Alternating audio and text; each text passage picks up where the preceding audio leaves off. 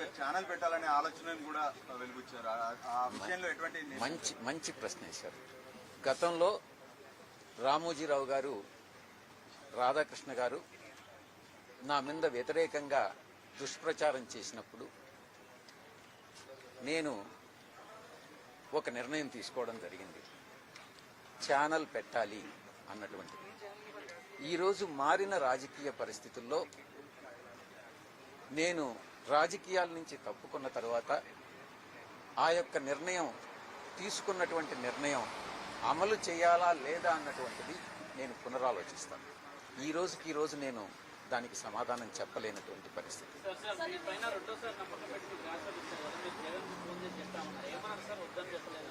వద్దనే రాజీనామా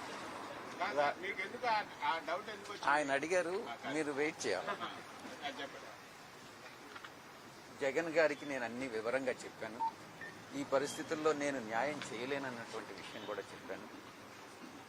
ఆయన అన్న అడ్వైజబుల్ కాదు, నువ్వు రాజీనామా చేయొద్దు, పార్టీ నీకు అండగా ఉంటుంది, మేమంతా నీకు అండగా ఉంటాం, నువ్వు తీసుకున్నటువంటి నిర్ణయం కరెక్ట్ కాదేమోనని ఆయన చెప్పడం జరిగింది. అయినప్పటికీ కూడా నా నిర్ణయం బట్టి నేను ముందుకు వెళ్తా ఉన్నాను. మీరు ఒక ఏమనుకోవద్దు, క్లారిటీ ఉండాలి క్వశ్చన్ వేస్తే. క్లారిటీ లేని క్వశ్చన్స్ గానే మీరు ఏ పత్రిక మీరు మీ యొక్క ఉద్యోగ ధర్మానికి మీరు న్యాయం చేస్తున్నారా చెప్పండి.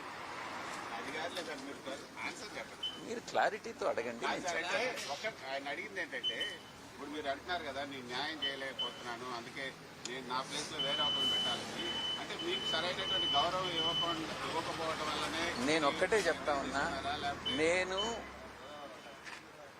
దైవ భక్తుని, నేను అబద్ధాలు చెప్పలేను. అబద్ధాలు చెప్పకుండా ఈరోజు ఈ కాలంలో రాజకీయాల్లో రాణించడం అన్నటువంటిది కష్టంగా ఉంది. నా మనసుకి తోచిన విధంగా నేను రాణించలేను రాజకీయాల్లో నన్ను నిర్ణయించుకున్నాను. ఇది వాస్తవం. నువ్వు ఇన్ఫరెన్సెస్ డ్రా చేయొద్దు, నేను చెప్పింది విను. రాధాకృష్ణ చెప్తున్నాడు, సరేనా? లేదు, ఈనాడు కిరణ్ చెప్తున్నాడు, సరేనా? ఎందుకు అసందర్భమైనటువంటి ప్రశ్నలు అనవసరం. నువ్వు అడగాల్సింది క్లారిటీతో అడుగు, నేను చెప్తాను. మార్స్ కానీ లేకుంటే చంద్రమండలంలో కానీ చేయకూడదు. అది ఏదన్నా రాజకీయాలకు సంబంధించిందా? మీ పైన కొంతమంది ఆరోపణల సందర్భంలో మీరు ఒంటరిగా ప్రెస్ మీట్ పెట్టారు. పార్టీ ఆ రోజు మీ పట్ల ఎవరు కూడా వచ్చి మీకు ధైర్యంగా మీ వెనుక నిలబడంగా కేవలం ఆ సందర్భంలో అవంతి సినిమా గారు మీతో పాటు కూర్చొని ప్రెస్ కాన్ఫరెన్స్ కండక్ట్ చేయండి. అట్లాంటిది ఏమైనా మీకు పార్టీ మిమ్మల్ని పట్టించుకోలేదనే కోణంలో మీకు ఏమైనా అనిపించిందా? నాటి సందర్భం నుంచి కూడా మీకు కొంత అసంతృప్తి మీకందరికీ అనిపించిందా? రాజీనామా చేసినట్టే సజ్జలో ఉన్నాడు, సజ్జల చేయబట్టే విజయసాయి రెడ్డి రాజీనామా చేసినట్టు పెద్ద ఎత్తున సోషల్ మీడియాలో విజయసాయి రెడ్డి ప్రాతినిధ్యం ఎవ్వరూ తగ్గించలేరు, ఏ ఒక్కరూ తగ్గించలేరు. నా కెపాసిటీస్ నాకుంటాయి. కానీ నువ్వేమన్నా తగ్గించగలవా? రాధాకృష్ణ ఏమన్నా తగ్గించగలరా? తగ్గించలేడు కదా. నా కెపాసిటీ నా సామర్థ్యం ఏందనేది నాకు తెలుస్తుంది. దాన్ని కృష్ణ అంచనా వేయలేడు, ఇంకొకరు అంచనా వేయలేడు.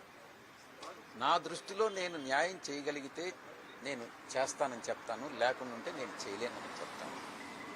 ఈ సందర్భంలో ఇప్పుడు నేను చెప్పినటువంటి అన్ని వాస్తవాలు. ఈయన అడిగినట్టుగా ఇప్పుడు నిజం చెప్పు అని అంటున్నాడు కదా, ఇవన్నీ కూడా నిజాలే. ఎప్పుడూ అబద్ధం చెప్పలేదు, గతంలో కూడా అబద్ధం చెప్పలేదు. ఇప్పటి వరకు క్లారిటీతో అడగలేదా? ఏదైనా కూడా ఒకటి క్లారిటీ. సాక్షిలో రాసింది, పార్టీ శ్రేణులు ఆగ్రహాన్ని వ్యక్తం చేస్తున్నాయి. మీ నిర్ణయం వల్ల కూటమికి అనుకూలంగా, కూటమికి లాభం చేకూర్చేలాగా మీరు నిర్ణయం తీసుకున్నారు. ఇప్పుడు పార్టీ కష్టాల్లో ఉన్నప్పుడు మీరు గల విప్పాల్సినటువంటి సమయం వచ్చినప్పుడు మీరు ఈ నిర్ణయం తీసుకోవడం కూటమికి లాభం చేకూర్చడం అనేది పార్టీ శ్రేణులకు ఆగ్రహం తెప్పిస్తున్నాయని సాక్షుల్లో రాశారు. రాశారా? ఎప్పుడు రాశారు? ఈరోజు నేను ఇప్పుడే చెప్పాను. నేను వైఎస్ఆర్సీపీకి ఉన్నటువంటి 11 మందితో తిరిగి రాజ్యసభకు నన్ను కానీ ఇంకెవరిని కానీ పంపించలేరు.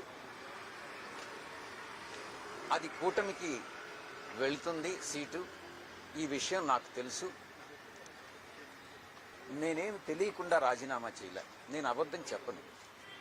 దీనిలో బెనిఫిషియరీ ఎవరన్నానంటే కూటమి. అది వాళ్ళకే వదిలేస్తున్నాను. ఏం చేయాలి, ఎవరిని సెలెక్ట్ చేసుకోవాలి? నా ఓన్లీ రిక్వెస్ట్ ఏందనంటే, నాకన్నా ఇంకా కొంచెం విజ్ఞానవంతుడు, ఇంకా కెపాసిటీస్ ఎక్కువ ఉన్న అతన్ని కానీ తీసుకొస్తే అది ఏ పార్టీకి సంబంధించి అయినా అది రాష్ట్రానికి దేశానికి ఉపయోగపడుతుందని మాత్రమే నేను చెప్పగలను. ఇది మీరు సాక్షిలో రాసింది 100% కరెక్ట్. దీనివల్ల లబ్ధి పొందేటటువంటిది కూటమి నుంచి నేను ఏదన్నా డబ్బులు తీసుకున్నానని మీరు భావిస్తున్నారా? చెప్పండి. అదైనా కూడా లాభం చేకూర్చే నిర్ణయం ఎందుకు తీసుకున్నారంటూ మీరు ప్రత్యర్థిగా సార్, కూటమి అనేది మీ ప్రత్యర్థి పార్టీ, దానికి ఎందుకు లాభం చేకూర్చారు? నేను ఒకటే చెప్పాను నా ట్వీట్లో. జగన్ గారు నా శ్రేయోభిలాషి. ఆ కుటుంబంతో నాకు 4 దశాబ్దాల సంబంధం ఉంది. చంద్రబాబు నాయుడు గారిని రాజకీయంగా నేను వ్యతిరేకించా. కుటుంబ పరంగా ఎటువంటి అభిప్రాయ భేదాలు లేవు, వ్యక్తిగత విభేదాలు లేవు. పవన్ కళ్యాణ్ గారితో నాకు చిరకాల స్నేహం ఉంది. ఈ రోజు కాదు, చెన్నై రోజుల నుంచి ఉంది. ఇక ప్రత్యర్థి అంటున్నారు. దేంట్లో ప్రత్యర్థి? వీళ్ళందరూ కూడా నేను ప్రత్యర్థులుగా భావించట్లేదు. నాకు ఒక క్లారిటీ ఉంది. దేంట్లో నేను రాజకీయాల్లో ఎలా విభేదించాను, రాజకీయాలు మాత్రమే నేను విభేదించాను, వ్యక్తిగతంగా ఎక్కడ లేదు. ఇప్పుడు కృష్ణ అంటే ఆంధ్రజ్యోతిలో పనిచేస్తున్నాడు కాబట్టి ఆంధ్రజ్యోతి నాకు వ్యతిరేకంగా అబద్ధాలు రాస్తుంది కాబట్టి నేను, కానీ కృష్ణ పట్ల నాకేం వ్యక్తిగతంగా ఏం ఉండదే. ప్రొఫెషనే, వ్యక్తిగతం. సార్ 9 ఏళ్ళు ఎంపీగా ఉన్నారు, సుదీర్ఘ రాజకీయ అనుభవం ఉంది, సంతృప్తిగా ఉందా మీ రాజకీయం చేసి? ఇప్పుడు ఏం బాధ లేదా ఈ రాజకీయాలు? ఇప్పుడు నేను మీ ముందేదన్నా కళ్ళనీళ్ళు పెట్టుకున్నానా? నేను రాజీనామా సమర్పించి బయట వచ్చాను. మీతో సంతోషంగా నేను ఈ క్షణాలు గడుపుతా ఉన్నా. నాకు బాధ అనేటటువంటిది ఏ మనిషికైనా ఉంటుంది. నేను అబద్ధం చెప్పను. నేను మళ్ళీ చెప్తా ఉన్నా. మనసులో ఎక్కడో కొంత బాధ అయితే ఉంటుంది.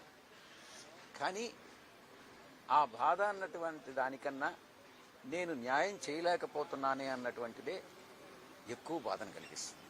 కాబట్టి న్యాయం చేసేటటువంటి మరొక వ్యక్తికి ఈ పదవి దక్కాలని నేను కోరుకుంటాను.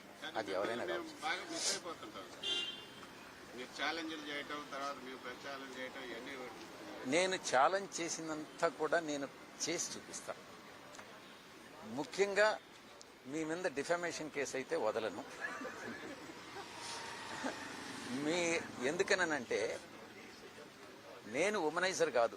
ఎవరు ఉమనైజర్ అనేటటువంటిది మీకు తెలుసు. దాని విషయంలో మాత్రం నేను వదిలే ప్రసక్తే లేదు. ఇంకా చాలా ఉన్నాయి.